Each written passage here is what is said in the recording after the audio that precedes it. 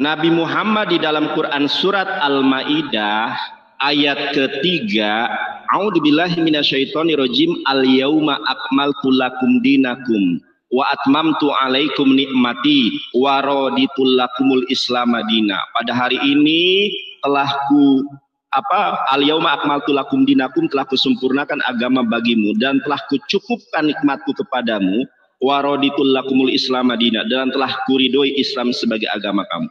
Setelah kejadian ini, setelah ayat ini turun, Rasulullah SAW meninggal dunia. Ternyata apa? Ini Islam sudah diridhoi. Nabi Muhammad sudah disempurnakan, sudah dicukupkan nikmat kepada beliau, dan akhirnya beliau pergi kepada Allah Subhanahu wa Ta'ala. Jelas akhirannya baik, husnul khotimah, yang diridhoi Allah, yang kemudian mati meninggal dunia dalam jalan Allah. Berbeda dengan Yesus Kristus. Kalau Yesus Kristus menurut Bible ya, kalau menurut Islam beliau naik ke langit kedua. Menurut Bible Yesus mati diracun. Ya, Yesus mati diracun. Yesus mati diracun Matius 27:48, Mazmur 69:21. Karena ini bukan pembahasan itu, saya nggak mau terjebak untuk melebar kemana-mana. Jujur ya, tidak ada debater Kristen yang sanggup mengalahkan saya. Bukan karena saya hebat. Al-Islamu ya'lu wa la yu'la alaih. Islam itu tinggi, tidak ada yang lebih tinggi daripada Islam. Ya, Kristen itu rendah menurut Islam. Al-Islamu ya'lu wa la yu'la alaih. Al-ilmu qabla al-qaul wal amal. Berilmu terlebih dahulu sebelum berbicara dan beramal. Saya kan bertanya, di mana Yesus mengajarkan bahwa dosa itu ditebus? Satu.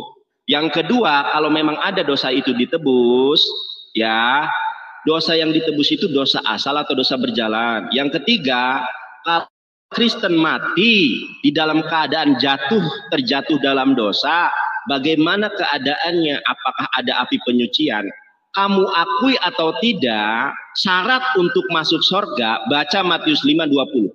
Apabila keagamaanmu tidak lebih benar dari agama Yahudi, maka kamu tidak akan masuk surga. Itu Yesus yang bilang. Jadi kalau Kristen agamanya tidak lebih benar dari Yahudi, maka dia akan masuk neraka.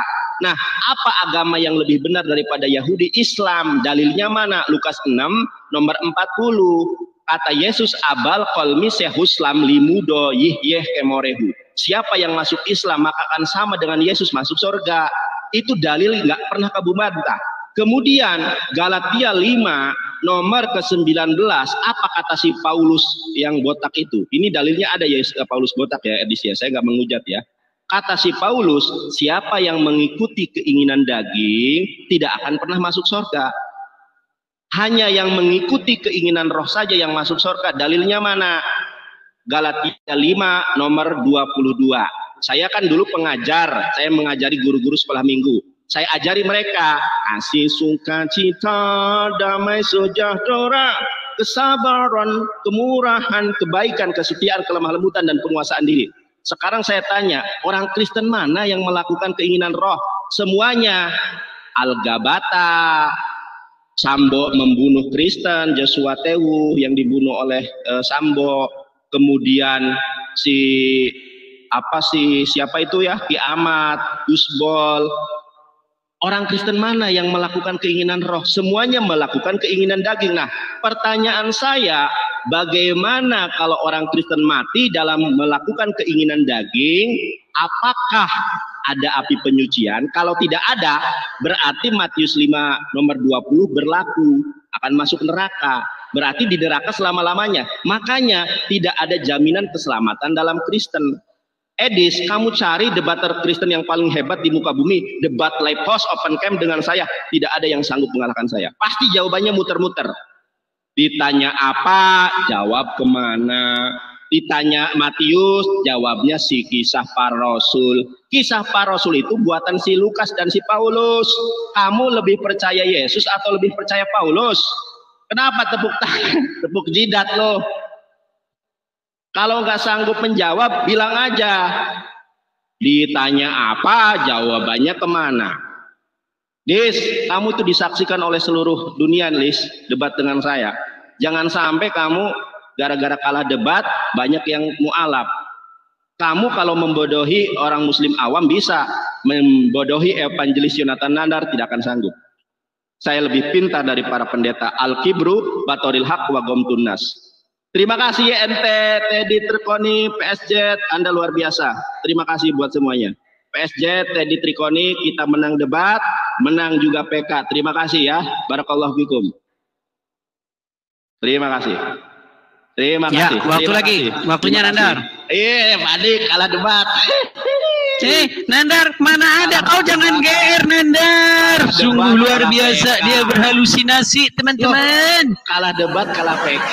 Kasihan deh lo. Jawab pertanyaan saya ya. Silakan kasih waktu. Iya, oke saya diam. Baik. Ya inilah yang saya bilang ya, temanya apa, dibahas apa. Ingat ya teman-teman yang baru datang, saya kasih tahu dulu tadi. Tadi ini saya siaran, tema saya itu tentang ayat persusuan yang hilang dimakan rayap. Nah, melihat tulisan di layar itu, Nandar kejang, teman-teman, kejang. Lalu dia meminta untuk membahas konsep keselamatan, kepastian keselamatan di dalam Islam dan Kristen. Lalu saya bilang, Nandar, kamu akui dulu kalau kamu takut membahas ini, ayat persusuan yang hilang ini. Tapi dia tidak mau ngaku, teman-teman. Dia bilang katanya next time kita bahas itu. Ingat Dar, janjimu ya, next time kita bahas ya tentang ayat persusuan yang hilang. Ingat janjimu. Ya, sudah saya turuti, ini tema dari kamu. Makanya teman-teman ya, tema itu selalu dari mereka. Ketika tema dari kita, ngamuk mereka teman-teman, ngamuk. Selalu saja yang milih tema mereka. Ya, kalau kita yang milih tema, demo, mereka demo, teman-teman demo. Oke, saya jawab pertanyaanmu. Tadi kamu menyimpang, saya kalau kamu menyimpang saya ikutin. Kamu memfitnah bahwa Paulus kamu bilang botak. Saya tunjukkan ayat, kamu suruh minta ayatnya, kamu tunjukkan gambar. Ya, terus kamu bilang katanya, kamu fitnah dengan sangat kejam bahwa Tuhan Yesus diracun, kamu bilang mati diracun, kamu bilang seperti itu. Nandar, apakah karena Muhammad mati diracun sehingga kamu seperti itu? Iya teman-teman, kalau mereka yang ngomong, kalau saya ngomong dia nggak percaya. Biarkanlah Ustadz yang ngomong. Apakah benar bahwa Muhammad mati diracun? Dengarkan. Sakit Rasulullah SAW semakin parah, lalu kemudian kata Nabi kepada Aisyah. Apa kata dia? Ya Aisyah, wahai Aisyah. Ma'azalu ajidu alam at-ta'am. Terasa di dalam sakitnya makanan yang kumakan waktu di Khaybar. Ini dalil bahwa dia mati diracun. Ini dalil bahwa dia mati diracun. Ini dalil bahwa dia mati diracun. Ingat Nandar, Abdul Somad saja ulama Nandar mengatakan Muhammad mati diracun. Nandar, mengapa kamu nekat Nandar malah menuduhkan itu kepada Yesus, Tuhan Yesus kami? Sungguh kamu adalah orang-orang yang termasuk tukang fitnah yang keji Nandar. Ya. Dan kamu inilah orang-orang yang nekat dan pemfitnah yang keji. Kemudian tadi kamu mengatakan, mengutip satu ayat, ya, inna dinna indallahil Islam, kata kamu, bahwa sesungguhnya agama yang diridhoi adalah Islam, dan kamu bilang itu diturunkan segala. Mana dalilnya Nandar? Di mana dalilnya bahwa Muhammad mati dalam keadaan seperti itu? Yang ada tertulis dalam hadis Nandar. Jelas di dalam hadismu tertulis, waktu Muhammad di hari-hari terakhirnya, dia meminta pena dan pulpen supaya ia ingin menuliskan sesuatu agar nanti umat Islam tidak tersesat sepeninggalnya. Tetapi ternyata Umar bin Khattab menghalang-halangi itu sehingga penulisan itu terjadi. Keributan terjadi di hadapan Muhammad yang sedang sakit parah. Lalu Muhammad mengusir mereka. Pergi semua kalian daripadaku. Oh lupa saya. Nandar tidak akan percaya dengan hadis itu teman-teman. Tidak akan percaya. Karena apa? Karena ketika hadis meragukan, maka dibilang doif. Ma'udhu, kata dia. Pokoknya hadis yang merugikan akan dikatakan palsu. Kalau hadis yang menguntungkan sekalipun bertentangan dengan Al-Quran, sahih. Apa kayak gini diskusi Nandar? Diskusi macam apa? Kok jadi kita seperti ini diskusinya? Kamu tanya konsep keselamatan dalam Kristus sudah saya jelaskan di awal, kamu tanya ulang-ulang lagi. Nandar, di dalam makasih Bang. Di dalam agama Kristen jelas Nandar, kalau kamu sudah menerima keselamatan, apa konsekuensinya? Bahwa kamu harus hidup di dalam kebenaran, hidup di dalam roh, tidak hidup di dalam daging. Benar. Itu konsekuensi dari orang yang telah diselamatkan. Ya kan? Karena kita sudah diselamatkan, maka kita harus menunjukkan rasa bahwa kita telah diselamatkan itu. Maka dikatakan dalam Paulus, engkau sudah mati. Ya, manusia lamamu sudah mati. Kamu hidup harus dengan manusia barumu. Hidup di dalam roh dan kebenaran. Kalau ada orang-orang Kristen yang masih berbuat dosa, itu menunjukkan mereka tidak menerima keselamatan itu. Itu menunjukkan bahwa mereka tidak hidup di dalam kebenaran itu. Nandar, sekarang tolong kamu jawab satu kali lagi. Kenapa kamu hanya menerima hadis yang baik-baik, sedangkan yang jelek-jelek kamu tolak? Silakan. Jet, terima kasih, berkah selalu. Saya buka pintu dulu ya. Silakan, dia lari terbirit-birit teman-teman ya. Terbirit-birit dia lari teman-teman. Udah ada pertolongan dari teman itu ya. Nandar, kamu babak belur katanya. Babak belur. Sorry dis. Aku anak sekolah. Ya, baik. Terima, PSJ, terima kasih. Sultan Nikok. Terima ya, jangan takut kau. Si Edis malah merajuk. Nandar, saya angkat tema ini, kenapa kamu tema jaminan keselamatan? Jaminan keselamatan ini adalah konsep fundamental yang ada dalam Kristen. Orang Kristen, oh yes. Ya, ternyata aku berzina karena sudah ditebus dosanya. Makanya saya ingin memberikan fakta dan kebenaran bahwa Yesus tidak pernah menjamin keselamatan orang Kristen. Justru Yesus menjamin neraka bagi orang Kristen. Ya, Matius 5 nomor 20, Markus 9 nomor 49, siapa yang mengikuti keinginan daging masuk neraka. Yohanes Pembaptis sudah menubuatkan, orang yang datang setelahku bukan membaptis dengan air, tapi dengan api. Orang Kristen, Markus 9:49 akan digarami dengan api. Kamu malah merajuk, Nandar, temanya ini kan tema dua arah. Lu bertanya tentang Islam, saya bertanya tentang Kristen. Ternyata semua pertanyaanmu saya jawab, tetapi tidak ada satupun pertanyaan yang lu jawab, lari kemana-mana. Saya berbicara tentang Yesus mati diracun, ada ayatnya. Edis, ya kamu melebar kemana-mana nih, Edis. Ini kan Mazmur nih.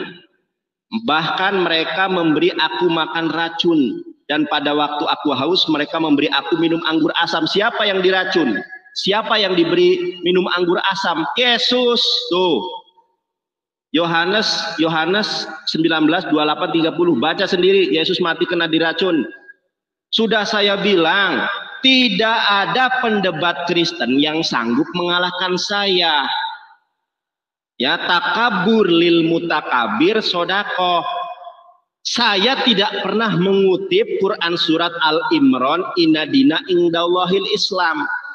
Ini direkam loh, ada rekamannya, ya, rekamannya ada. Saya mengutip Quran surat Al-Maidah ayat ketiga, al-yauma akmaltu lakum dinakum wa atmamtu alaikum nikmati wa raditu lakumul Islam madina. Kamu jadi pendengar yang baik saja tidak. Kenapa? Karena kamu menahan malu. Lihat topimu itu, telinga ditutupi, mata ditutupi. Benar kata Allah. Ya, apa? Khatamallahu ala qulubihim, sudah tertutup pintu hatinya. Wa ala sam'ihim, pendengarannya sudah ditutup. Wa ala absorihim, penglihatannya sudah tertutup. Wa lahum adzabun azim. Kakak alumni berkah selalu.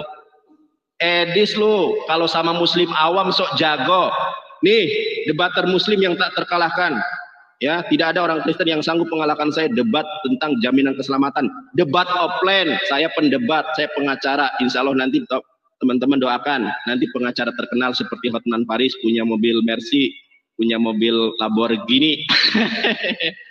Kristen nggak ada yang sanggup mengalahkan saya. Nih Des, orang Kristen itu dijamin masuk neraka. Ya. Kamu bertanya tentang si Paulus botak, di mana dalilnya? Ini nubuatan tentang si Paulus. apabila rambut kepala seorang laki-laki meluruh. Waduh, makasih berkah selalu ya Allah. Dan ia hanya menjadi botak, ia tahir. Tuh, si Paulus orang Yahudi. Ini dalil si Paulus botak. Nih, Imamat 13:41 si Paulus botak juga ada. Tuh, ia tahir. Kamu ngerti nggak arti tahir itu apa? Si Paulus botak ada dalilnya di dalam Bible. Saya ini ahlul kitab, ngerti. Baca Ibrani bisa, baca Yunani bisa, baca Aramaik bisa, baca Arab bisa. Pendeta, bara. Biri. Boro. Dijamah, ditangkap, dilawan. Cuma itu untuk mencari perpuluhan. Oke, saya ulangi pertanyaan saya. Di mana Yesus mengajarkan tentang penebusan dosa di dalam keempat gospel? Kalau ada, dosa apa yang ditebus? Dosa asal atau dosa berjalan? Pertanyaan ketiga, kalau orang Kristen mati, terjatuh dalam dosa, wik misalnya nih. Misalnya Edis lagi di Medan, wik sama Miyabi. Wik. Keluar tuh. Miyabi Kristen. Si Edis Kristen, mati tuh dalam keadaan terjatuh dalam dosa. Apakah kamu itu masuk surga? Kalau kamu masuk neraka menurut Matius 5 nomor 20 karena tidak melakukan agama yang benar, apakah ada api penyucian di dalam Kristen? Kalau tidak ada, sebutkan dalilnya. Itu saja. Jangan termenung kok. Sudah kalah PK, kalah debat, kamu salah pilih orang. Sudah? Masih berani datang besok? Sudah belum? Aduh, terima kasih teman-teman. Wah, ya Allah, para sultan ini berkas. Ya, jadi kita tahu sebenarnya teman-teman ya, motif saya layani ya. Silakan Nandar, kasih waktunya dulu. Menyerang dia kalau bukan saya. Kasih waktunya dulu Nandar. Jangan nangis, Dis. Lihat, 377, 5.000. Beda jauh. Kalah PK, kalah debat. Ya, silakan kasih waktunya Nandar, kasih waktunya. Ya, silakan. Ya, teman-teman ya, biarlah teman-teman ya, biarpun motivasi Nandar ini debat-debat seperti ini, walaupun dia memamerkan kebotolannya demi mendapat koin, tidak masalah teman-teman ya. Karena harga dirinya Nandar hanyalah sebatas koin, teman-teman. Biarlah dia menjadi badut, biarlah dia menjadi mainan, yang penting banyak muslim yang kasih gift kepada dia, itulah Nandar, teman-teman ya. Kita jangan seperti itu teman-teman ya. Walaupun kita tidak dikasih gift, tidak dikasih apa, tidak masalah. Yang penting kita tunjukkan kebenaran, teman-teman ya. Nah, Nandar tadi sudah berkali-kali saya jelaskan Nandar ya, bahwa di dalam ajaran Kristen itu Nandar, orang yang telah menerima Yesus itu dibaptis artinya apa? Manusia lamanya sudah mati. Kemudian dia dibangkitkan, keluar dari air itu tanda perlambang bahwa dia dibangkitkan, hidup di dalam roh dan kebenaran. Jadi tidak masuk akal pertanyaanmu. Orang sudah menerima Yesus tetapi kamu bilang melakukan kejahatan, itu namanya tidak menerima Yesus Nandar ya. Sekarang perkataan Yesus seperti ini ya. Yesus mengatakan seperti ini. Orang yang percaya kepadaku, ia melakukan apa yang ku katakan kepadanya. Jadi bagaimana mungkin kamu bilang percaya kepada Yesus tapi seperti kamu bilang wi apa? Itu apa pertanyaanmu, macam apa? Ya. Nah, sekarang kita kembali ke pertanyaanmu nih. Kamu orangnya lari kemana-mana tadi. Tadi kamu bilang masalah, jadi lupa saya kan. Tadi kamu bilang masalah apa tadi tuh? Jadi nggak saya catat nih. Kalau nggak saya catat jadi lupa semua saya tadi dia ngomong apa. Masalah tentang Muhammad yang kamu bilang berkata di dalam hadis bahwa itu saya bini pasti masuk surga di mana. Kok bertentangan dengan Al-Quran itu sendiri Nandar? Di Al-Quran kan jelas dikatakan bahwa aku tidak tahu apa yang akan diperbuat terhadapku dan terhadapmu. Coba Nandar kamu jawab dulu itu. Apakah ayat ini bohong? Coba Nandar. Jelas gak di situ dikatakan, katakanlah Muhammad, aku tidak tahu apa yang akan diperbuat terhadapku dan juga terhadapmu. Coba ini fokus ke sini, ini konsep keselamatan. Konsep keselamatan di dalam agamanya Nandar adalah Muhammad tidak tahu apa yang akan diperbuat terhadap Muhammad dan juga terhadap Nandar. Itu konsep keselamatan dalam agamamu. Sedangkan konsep keselamatan dalam agama Kristen jelas. Akulah jalan dan kebenaran dan hidup. tidak ada seorang pun yang datang kepada Bapa kalau tidak melalui aku. Jelas, Yesus keselamatan dan hidup. Coba di mana Nandar kalau Muhammad ngomong dia adalah keselamatan dan hidup? Hah? Fokus ke sini Nandar, nggak usah lari kemana-mana. Dan lagi, kamu gara-gara ini, saya ingat tadi. Tadi dia ngomong tentang konsep penebusan dosa. Nandar, nih, saya tunjukkan sama kamu Nandar ya. Kamu itu Nandar wajib berbuat dosa ya. Wajib kamu berbuat dosa. Supaya apa? Supaya nanti orang Yahudi dan Nasrani tidak menjadi pengangguran. Pengangguran karena apa? Karena merekalah yang akan memikul dosa-dosamu yang sebesar gunung. Nah, lihat tuh. Nih, biar kelihatan. Ya. Bahwa menurut nih Sahih Muslim berapa itu? 4971. Bahwa nanti di hari kiamat, ya Nandar ya, orang-orang Islam akan membawa dosanya yang sebesar gunung. Nih Nandar nih, ya. Dosa-dosa Muslim yang sebesar gunung. Perhatikan Nandar. Akan ditanggungkan kepada orang-orang Yahudi dan Nasrani Nandar. Sekarang Nandar, udah berapa tinggi dosamu? Meteranmu pasti tidak akan cukup Nandar untuk mengukur tinggi dosamu Nandar.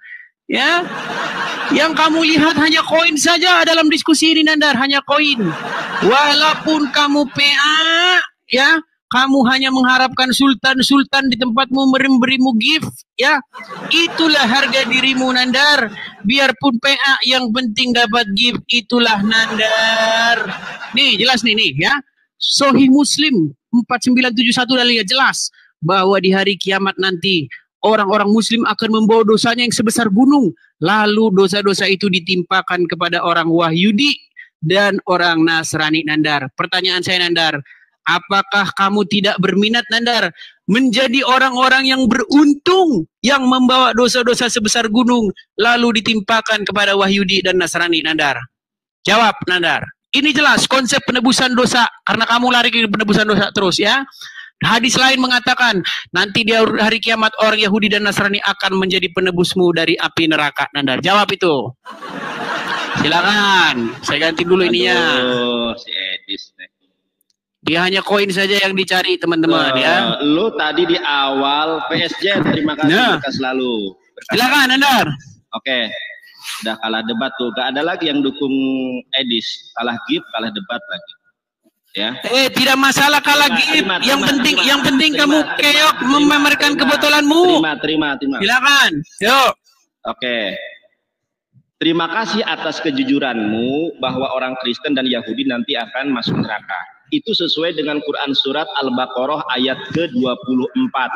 Fa'ilam tafalu walang tafalu fattaqun narolati waquduhan nasu wal hijarah uidat lil kafirin. Kalau kamu tidak dapat membuat satu ayat, satu surat seperti Quran, maka jagalah dirimu dan keluargamu itu dari api neraka yang bahan bakarnya orang kafir dan batu. Jadi kamu dan orang Kristen dan orang Yahudi ini akan jadi bahan bakar api neraka. Memang Al-Quran menyebutkan kalau sudah tahu orang kafir, Yahudi dan Kristen masuk neraka, lalu kenapa masih dalam Kristen?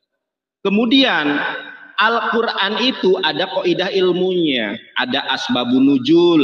Asbabun nuzul sebab-sebab turunnya ayat Al-Quran. Kalau hadis ada asbabul wurud, sebab-sebab hadis itu ada. Ya. Nah, surat Al-Ahqaf itu adalah surat ke-46 kalau tidak salah, mohon larat. Di dalam Quran surat Al-Bainah Allah menjelaskan Nabi Muhammad memang tidak berkata-kata dari dirinya sendiri. Aku tidak tahu apa yang diperbuat oleh Allah kepadaku, dan Allah menjelaskan apa yang diperbuat Allah kepada Nabi Muhammad. Quran surat Al-Bainah, ya, innalladzina amanu wa amilus solihati. Kemudian Quran surat banyak itu ayat Al-Qur'annya. Kemudian di dalam Quran surat Al-Hasr ayat terakhir, wassalamun alal mursalin, wassalamun dan keselamatan alal mursalin bagi utusan Allah. Nabi Muhammad utusan Allah atau bukan? Quran surat Yasin ayat keempat, innaka laminal mursalin, engkau ini adalah di antara para rasul. Di dalam menafsirkan Al-Quran jelas tafsir bil maksur, menafsirkan ayat Al-Quran dengan ayat Al-Quran. Nabi Muhammad sudah dijamin keselamatannya. Ya, di dalam Quran surat, Quran surat apa ya? Asy-Syafat, wassalamun alal mursalin, keselamatan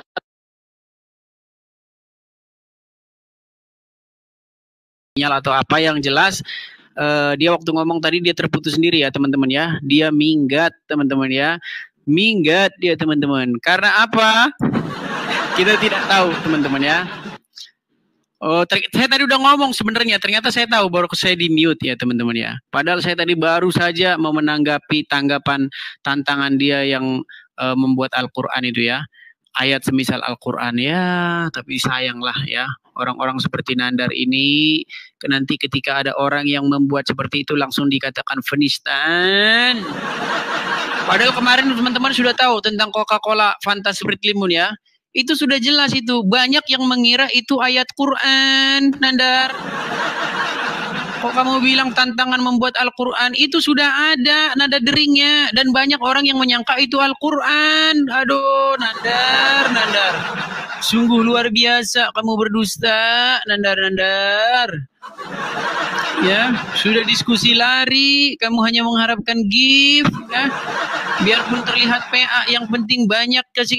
Kok yang bilang kabur? Dia yang kabur. Kok bisa bilang saya yang kabur? Aneh kamu, sungguh kamu nekat jika mengatakan hal yang demikian itu. Dia yang kabur, kok saya yang kabur? Ada-ada aja kamu. Luar biasa ya, sudah dia yang kabur, saya yang difitnah kabur. Padahal dia yang kabur, sungguh luar biasa. Kamu itu orang-orang yang merugi, teman-teman. Oke, teman-teman ya. Sebenarnya saya ceritakan asal muasalnya kenapa saya bisa diskusi dengan Nandar secara eksidental seperti itu, teman-teman ya. Jadi, teman-teman, tadi itu saya itu sedang membahas ayat ini. Apakah ayat menyusui orang dewasa hilang dari Al-Quran? Nah, kemudian waktu saya perang host ya, muncul si Nandar Endang Sunandar yang namanya pengen jadi Wahyudi tapi nggak kesampean. Oh, Nandar naik lagi katanya, naik lagi Nandar, naik lagi. Nah, waktu dia melihat gambar saya ini dia kesurupan, dia kejang-kejang melihat layar saya ini. Lalu dia minta temanya jangan itu, temanya tentang apakah ada konsep kepastian keselamatan dalam Islam dan Kristen. Terus saya bilang sama dia, Nandar, udah berapa kali tema itu dibahas, nanti debat kusir. Tapi dia ngeyel, pengen terus dibahas itu. Oke, saya turuti. Tapi kamu harus buat pengakuan dulu bahwa kamu tidak berani membahas tentang ayat menyusui yang hilang dari Quran. Dia tidak mau mengakui itu, katanya next time, tapi kabur. Belum sempat kita bikin janji kapan ayat ini dibahas, kabur, teman-teman ya. Sungguh nekat yang luar biasa, teman-teman, nekat, sungguh nekat ya. Berapa kali tadi dalam narasi itu teman-teman dia melakukan fitnah dan penghujatan. Dikatakan Paulus botak lah, dikatakan Yesus mati diracun katanya. Sungguh luar biasa fitnah mereka itu ya teman-teman ya. Terus dia bilang dikutip dari Mazmur, mereka memberiku racun dan lain sebagainya. Nandar, kalau kamu diberi uang suap, apakah artinya kamu pasti menerima uang suap itu atau ada kemungkinan kamu menolaknya? Nah, inilah yang saya bilang. Ya, membaca sesuatu kebalik. Kan jelas di dalam narasi Bible itu, setelah Yesus mengecapnya, ia tidak meminumnya, ia menolaknya. Jelas loh ayat itu. Ya, mereka memang memberi Yesus anggur asam, tetapi ketika Yesus mengecapnya, ia menolaknya.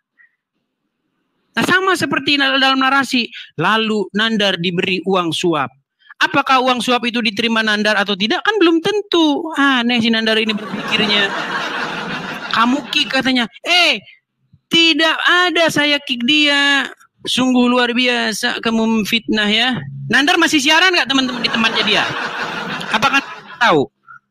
Karena tiba-tiba tadi keluar sendiri. Dia kan lagi ngomong, lagi giliran dia kan. Naikkan dulu Bang Riyandi. PK kalah di kick. Saya tidak kick ya, ingat satu kali lagi ya, saya tidak kick Nandar ya. Kita di sini sama-sama menyaksikan, tadi dia lagi ngomong, tiba-tiba terputus. Nggak tahu, nanti tunggu klarifikasi dari dia, apakah dia masalah sinyal atau apa, saya nggak tahu juga.